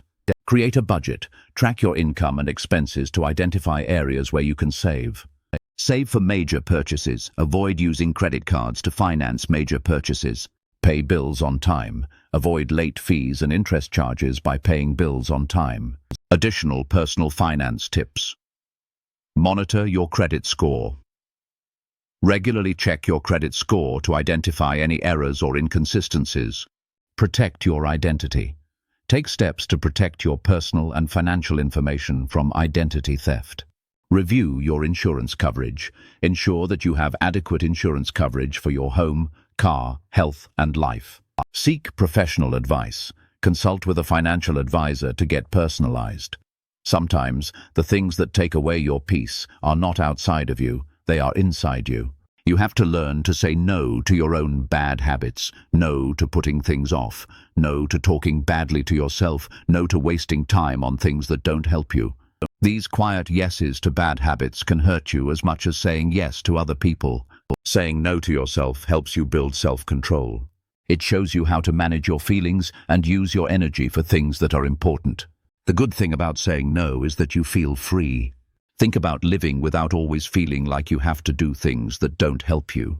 Think about having the time and energy to work on your goals, your growth, and your peace. You get that freedom when you get rid of the things you don't need and protect the things you do need. It takes time, but every no gets you closer to that freedom. There's something else good about it too. When you say no more often, you have room to say yes to better things. When you get rid of things that bother you and things you don't want to do, you can find better chances that fit what you think is important. You will find better friends, work that means more to you, and things that make you happy. People who always say yes to everything miss out on the important things. People who know when to say no live a life that matches what they really want. Saying no isn't mean. You can say no in a nice and honest way. Being kind doesn't mean you have to give up everything for others. You need to be kind to yourself too. Good friendships are about respect for each other, not just one person giving all the time. When you respect yourself and say no, you show others how you want to be treated. People who care about you will understand and respect your limits. People who don't will go away, and that's a good thing. You'll also feel much better in your mind when you start saying no more often. The stress from doing too much goes away. You stop feeling angry about being forced to do things you don't like. Instead, you feel calm all the time, and this calm stays with you in everything you do. This calm helps you think clearly, act on purpose, and feel good about yourself. If you want to be happy by yourself, this is very important. Being alone can feel hard if you're always busy with things that make you tired. But when you learn to stop doing those things, you make room in your life for things you enjoy. This room becomes time for you to grow, rest, think, and be truly happy. You don't worry about being alone anymore because your life isn't full of things that wear you down. Instead, it's full of choices that make you feel good. Being brave enough to say no means you're brave enough to live your life the way you want. It means you choose to protect the things that are most important to you. It means you decide to stop letting fear, guilt, or pressure tell you what to do. Each time you do it, you get better at controlling your life, respecting yourself, and enjoying being alone.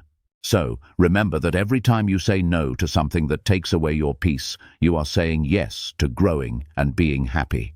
Don't spend your days trying to handle every problem that comes your way. Be strong. Protect your energy. Respect your time. Choose carefully. You'll find that happiness is not about doing more or making more people happy.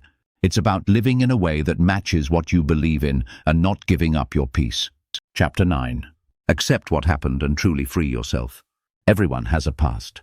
Some parts make you proud and happy, while others have mistakes, regrets, and sadness.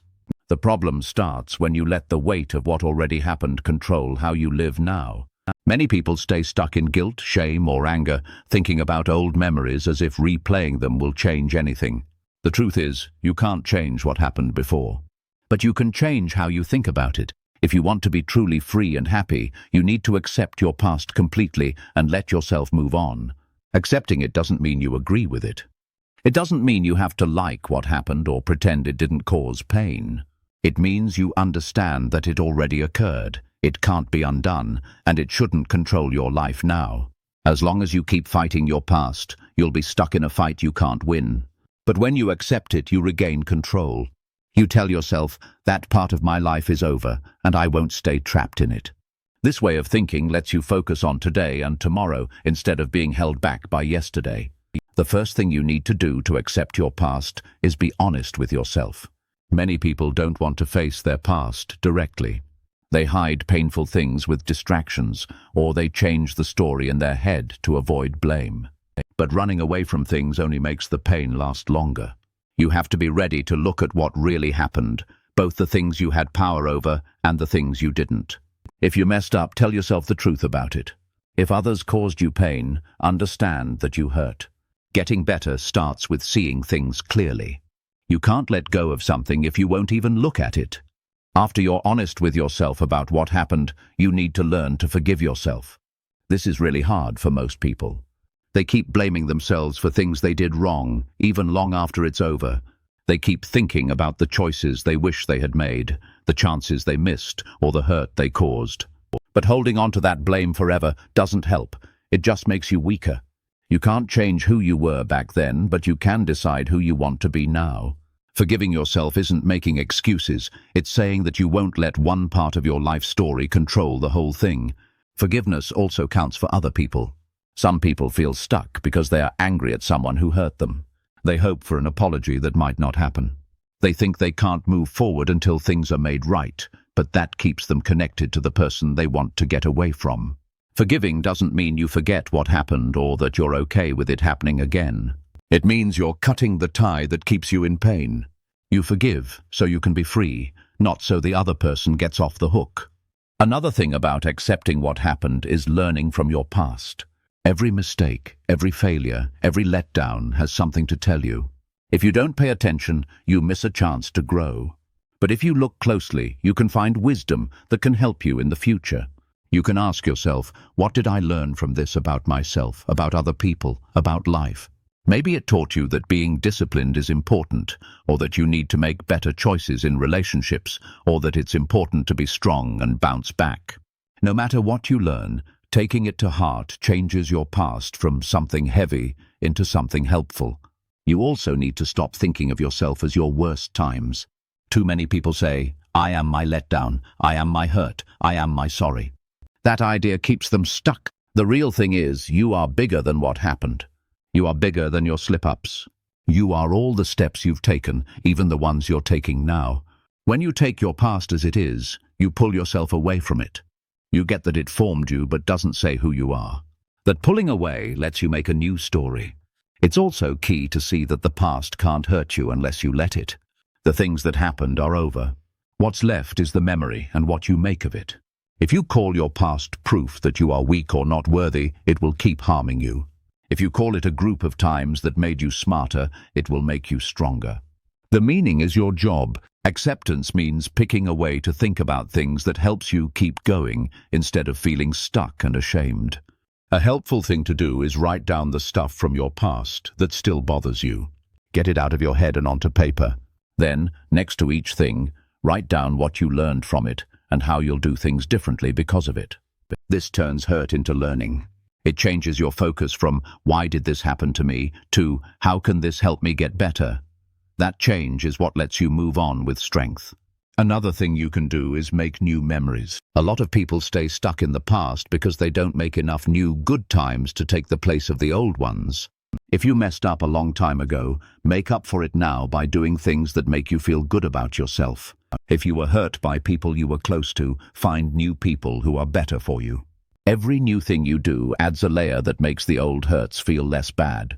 As time passes, the past matters less because your life now gets better and has more meaning. Being free also means you need to accept that things aren't perfect. You have to stop thinking that your life should have had no problems. Everyone makes mistakes. No one avoids pain. What makes people who stay stuck different from those who move on is how they deal with things. Understand that not being perfect is just part of being human. Stop being so hard on yourself for not being perfect. Instead, be happy that you are still here, can still grow, and can still make better things happen in the future. When you accept your past, you also worry less about what will happen. Many people don't want to try new things because they can't forget old failures. They think, "I failed before, so I'll fail again." But that's only true if you don't learn from what happened. Once you accept the past, you know it can't tell you what will happen. Your future depends on what you do now, not the mistakes you made before. Letting go of bitterness is like freeing yourself from a heavy chain. Forgiveness is not condoning what happened, but rather releasing the grip of resentment that binds you to the past. It's an act of self-liberation, allowing you to move forward without the weight of anger and hurt. Forgiveness doesn't mean forgetting, but it does mean choosing to heal. It's about reclaiming your power and refusing to let the past dictate your present and future. The path to freedom requires you to challenge your limiting beliefs. These are the stories you tell yourself about what you can and cannot do, what you deserve, and what's possible for you. Often, these beliefs are based on past experiences or the opinions of others. Identify the beliefs that hold you back and question their validity. Are they really true? Are they serving you? Replace them with empowering beliefs that support your goals and aspirations. Authenticity is a cornerstone of freedom. It means living in alignment with your values, expressing your true self, and making choices that reflect your genuine desires. When you are authentic, you are no longer trying to be someone else or live up to someone else's expectations. You are free to be yourself without apology or reservation. This requires self-awareness, courage, and a willingness to embrace your imperfections. Freedom is not a destination but a journey. It's a continuous process of growth, learning, and self-discovery. There will be challenges and setbacks along the way, but these are opportunities to strengthen your resolve and deepen your understanding of yourself. Embrace the journey with an open mind and a willingness to learn from your experiences. Self-compassion is essential for maintaining freedom. Treat yourself with the same kindness, understanding, and acceptance that you would offer a friend. When you make mistakes, don't beat yourself up. Instead, learn from them and move on. Be patient with yourself as you navigate the challenges of life. Remember that you are worthy of love, respect, and happiness, just as you are. Boundaries are essential for protecting your freedom. They define what you are willing to accept from others and what you are not. Setting healthy boundaries requires you to know your values, communicate your needs, and assert yourself with confidence. When you have strong boundaries, you are less likely to be taken advantage of, manipulated, or controlled by others. Living in the present moment is a key to experiencing freedom. When you are fully present, you are not dwelling on the past or worrying about the future. You are simply experiencing the here and now. This allows you to appreciate the beauty and joy that exists in your life and to respond to challenges with clarity and wisdom. Mindfulness practices, such as meditation, can help you cultivate presence. Taking responsibility for your life is an act of freedom. It means acknowledging that you are the author of your own story and that you have the power to create the life you want. This requires you to let go of blame, excuses, and victimhood. Instead, focus on what you can control: your thoughts, your actions, and your choices. Freedom also means embracing uncertainty. Life is full of unknowns, and trying to control everything will only lead to frustration and anxiety. Instead, learn to trust yourself and your ability to handle whatever comes your way. Embrace the unknown with curiosity and a willingness to adapt. Cultivating gratitude is a powerful way to enhance your freedom. When you focus on what you are grateful for, you shift your perspective from lack to abundance. This can help you overcome feelings of envy, resentment, and dissatisfaction. Take time each day to appreciate the good things in your life, both big and small. Freedom requires courage. It takes courage to challenge your limiting beliefs, to express your true self, to set boundaries, and to take risks. Don't let fear hold you back from living the life you want. Instead, face your fears head-on and take action despite them. Freedom is not about escaping your problems, but about developing the inner resources to deal with them effectively. It's about cultivating resilience, self-reliance, and emotional intelligence.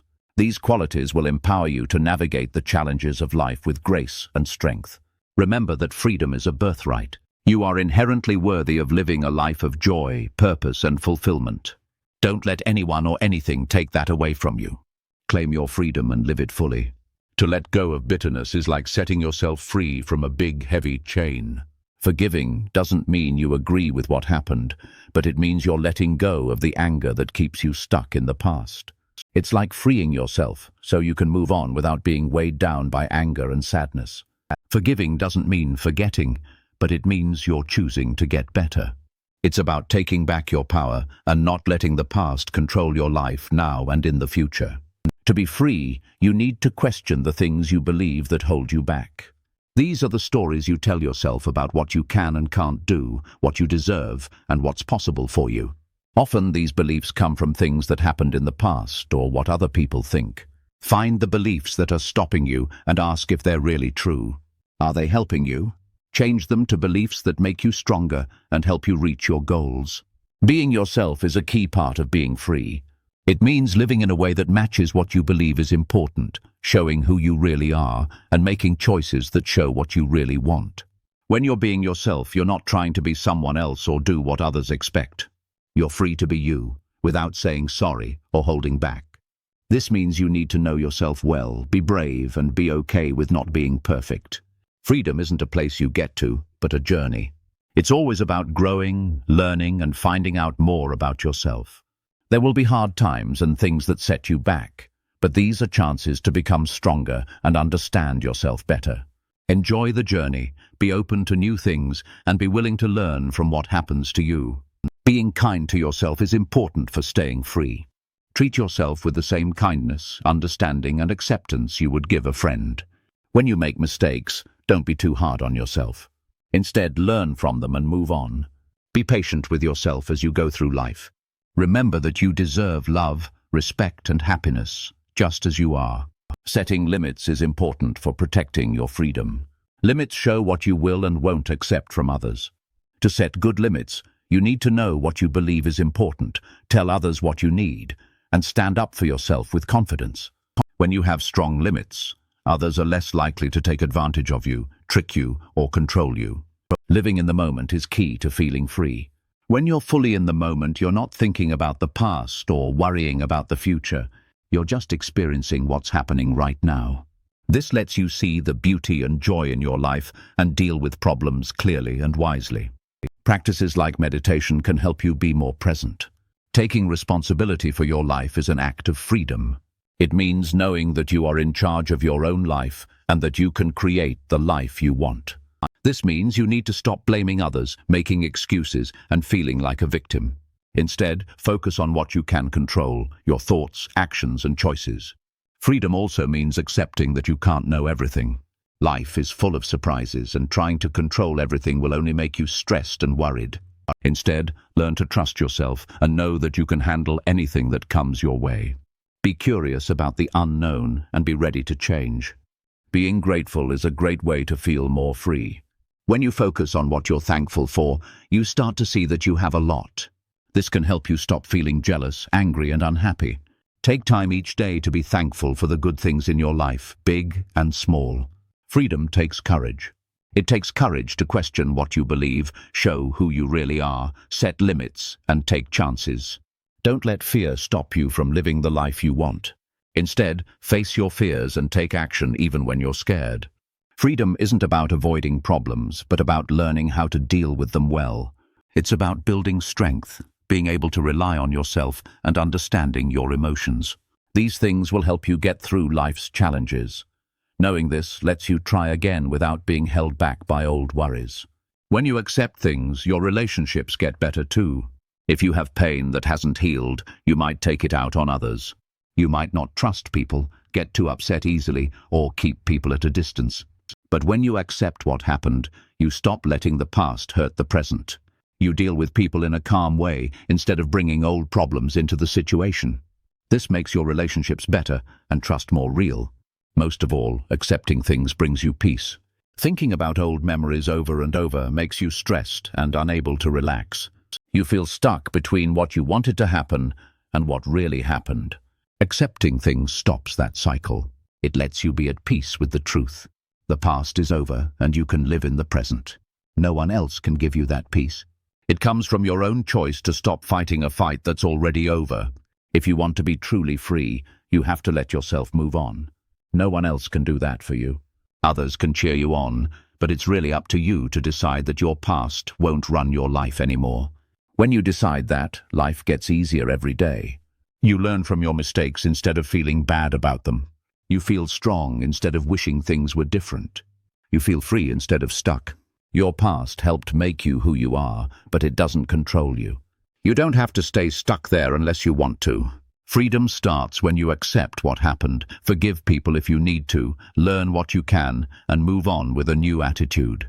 That decision is yours to make today. Once you make it, you'll find a kind of happiness that doesn't depend on what happened before. It depends on the life you're creating right now. Chapter 10.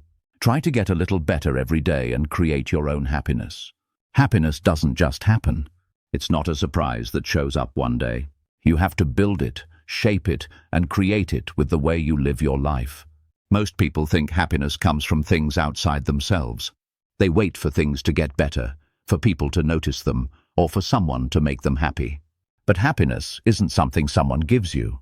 It comes from getting better, growing, and making good choices every day. If you want a happy life, you need to focus on getting better each day and creating your own happiness. Getting better is what makes life meaningful. People don't like staying the same. Even when you reach a goal, you won't be happy for long if you don't keep moving forward. Without getting better, you feel stuck and unhappy. But when you are getting better, even a little bit, you feel good. This feeling doesn't come from being perfect, but from moving forward. Every time you grow, every time you get better, every time you get closer to the life you want, you feel a spark of happiness that nothing else can give you.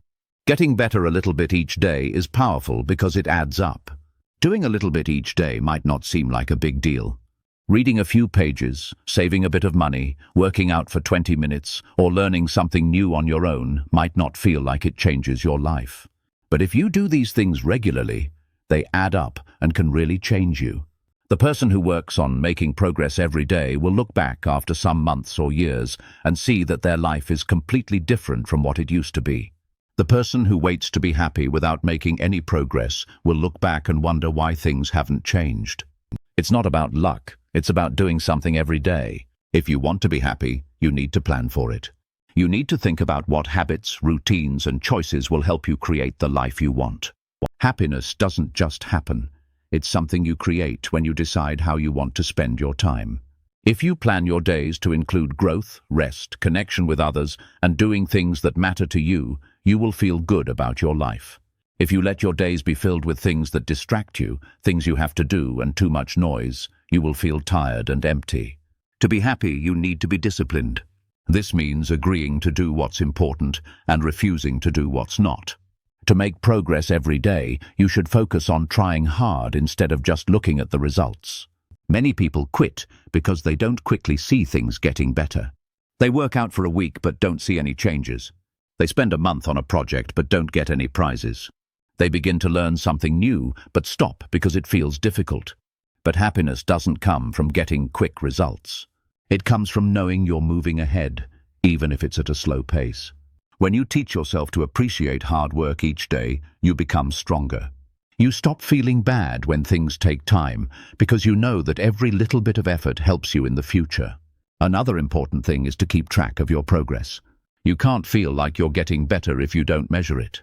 This doesn't mean you have to worry about numbers all the time, but it does mean you should keep a record of how you're growing. Write down what you did today, even if it wasn't much, and look back at your week to see where you got better. This habit makes your steps stronger and keeps you going. Your mind feels good when it sees you getting better. If you don't see it, you might not remember how much you've grown and feel bad again. To get better every day, you need to know what you want. You have to choose what makes you happy. Many people try to find things without really knowing what they are. They want to do well, but they don't say what that means. They want to be happy, but they don't know what makes them happy. If you don't know what you want, you might end up trying to do what other people want. To make your own happiness, you need to choose what is most important to you. Is it being healthy, learning new things, feeling free, having good friends, helping others, or making things? After you choose, you can plan how to get better at those things every day. One of the biggest mistakes is looking at how well other people are doing. The bad thing about this is that you forget about your own path. You don't need to do as well as anyone else. What's important is that you are doing better today than yesterday. When you focus on what you want, you feel better about yourself. When you compare yourself to others, you feel worse. To be happy, don't compare yourself to others. Instead, try to grow in your own way. Happiness also means having balance in your life. Don't work so hard that you get tired. Instead, try to get better little by little in all parts of your life, like your mind, body, feelings, and spirit. If you only focus on one part and forget the others, you won't be balanced. You'll be truly happy when you grow in ways that help your whole life. This could mean taking care of your health, spending time with people you care about, learning new things, and getting enough rest. Balance makes sure that you don't lose your peace while trying to improve. Instead, it helps you feel more peaceful. One way to find happiness is to pick 3 simple things to do each day. 1 thing for your body, 1 thing for your mind, and 1 thing for your future. Move your body by doing exercise or some kind of activity. Take time to learn or think, and do 1 thing that helps you reach your big goals. These 3 things can make you feel good about yourself. Doing them every day can change your life. You don't need hard plans, you just need to keep going. Happiness is also about having a reason to do things. You need to work towards something that matters to you, or it won't feel good. Some people do a lot, but still feel sad because what they do doesn't match what they believe in. To find your happiness, ask yourself not just what you are doing, but why. When what you do every day helps you reach a goal that matters, you will feel happy. Without a goal, even winning doesn't feel good. You also need to like what you are doing. Many people think happiness is only at the end. They think they can't be happy until they win. But if you wait to be happy, you'll miss out on life. Real happiness comes from enjoying getting better, learning, and growing. If you can smile because you did something today to improve, you're already winning. That joy grows over time and turns into lasting happiness. Another thing you can do to be happier is protect your time. To get better, you need to focus, and to focus, you need limits. If you let things distract you all the time, you won't get much done, and you'll be less happy. Guard your time carefully. Say no to things that don't help you grow. Use your time wisely to create habits that help you reach your goals. This might be hard at first, but it will give you a life that feels important instead of wasted. Also, remember that you'll have problems sometimes. Getting better every day doesn't mean every day will be perfect. Some days you'll move ahead and some days you'll struggle. That's how you grow. The main thing is to keep going by coming back the next day. Being happy isn't about never messing up. It's about always coming back. Being able to start over fast is a really good skill to have. Every time you do, you tell yourself that you can't be stopped. When you pay attention to getting better each day, how you feel about yourself changes. Instead of getting down on yourself for what you haven't done, you start to like yourself for what you're working on. Every little bit you do makes you feel good. That good feeling makes you respect yourself, and when you respect yourself, you feel happy. After a while, you don't need others to tell you you're doing well. You already know you're moving ahead. Knowing that makes you feel sure of yourself in a calm way that no one can take from you. The real deal is that happiness isn't something that just happens, or luck, or something someone gives you. You make it by how you live each day.